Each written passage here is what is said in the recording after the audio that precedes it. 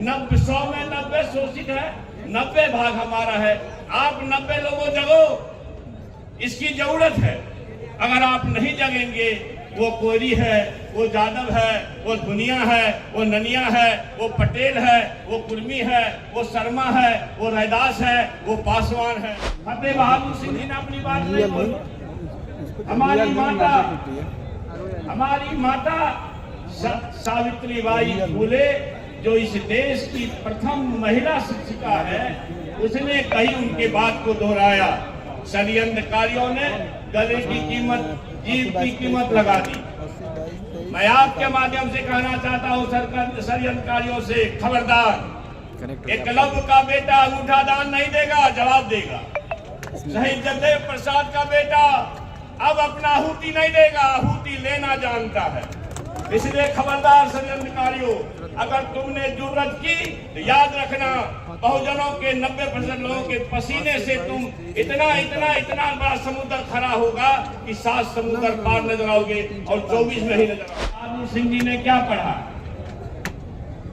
मंदिर का रास्ता मानसिक गुलामी का रास्ता होता है और फिर स्कूल का रास्ता प्रकाश का रास्ता दिखाता है।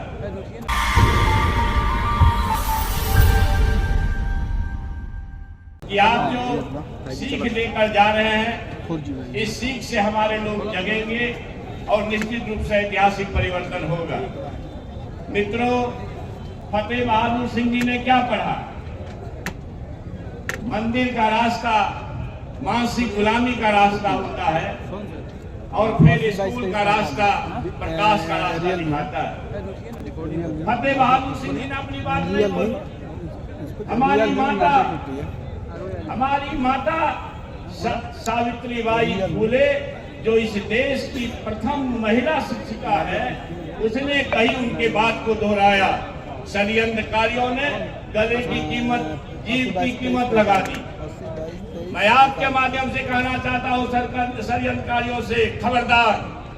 एकलव्य का बेटा अंगूठा दान नहीं देगा, जवाब देगा। शहीद जगदेव प्रसाद का बेटा अब अपना आहुति नहीं देगा, आहुति लेना जानता है।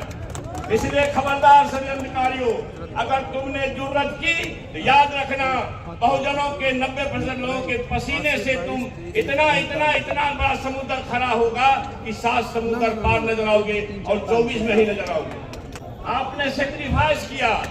याद रखिएगा, बिहार की परिवर्तनकारी धरती देश में रोशनी देने का काम करती है।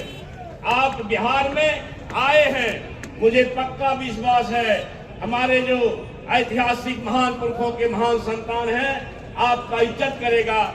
गुनमों में बटे हुए लोग, बिरादरियों में बटे हुए लोग बाबा साहब अम्बेडकर से सीख कर जाएंगे। शिक्षित बनो, संगठित रहो, संघर्ष करो। हम शिक्षित भी हुए मगर संगठित नहीं हो पाए, तो संघर्ष कैसे करोगे भाई? इसलिए आपके आहुति से, आपके सेक्रीफाइस से, हमारे आलोक भाई ने कहा 100 में 90 शोषित है, 90 भाग हमारा है। आप 90 लोगों जगो, इसकी जरूरत है। अगर आप नहीं जगेंगे, वो कोरी है, वो यादव है, वो दुनिया है, वो ननिया है, वो पटेल है, वो कुर्मी है, वो शर्मा है, वो रैदास है, वो पासवान है। षड्यंत्रकारियों ने, मनुवादियों ने जातियां बनाई इसलिए है कि आपका मेल न होगा और उसका खेल जारी रहेगा। इसलिए उसके खेल को अगर खत्म करना है तो आपको संगठित होना पड़ेगा। इसलिए गुनबे में बटे हुए लोगों, अगर बाबा साहब अम्बेडकर को, माता सावित्रीबाई फूले को याद करना चाहते हैं, तो निश्चित तौर पर आपको यह मानना पड़ेगा कि हमको संगठित होना पड़ेगा। और जब आप संगठित हो जाएंगे तो कोई मायका लाल समाजवाद का, बहुजनवाद का बाल बांका नहीं कर सकता। हम क्या कहें आपसे? सब लोग सब बात कह दिए, मेरे लिए कुछ है नहीं। मगर एक चीज कहना चाहता हूं और अपनी बात समाप्त करूंगा।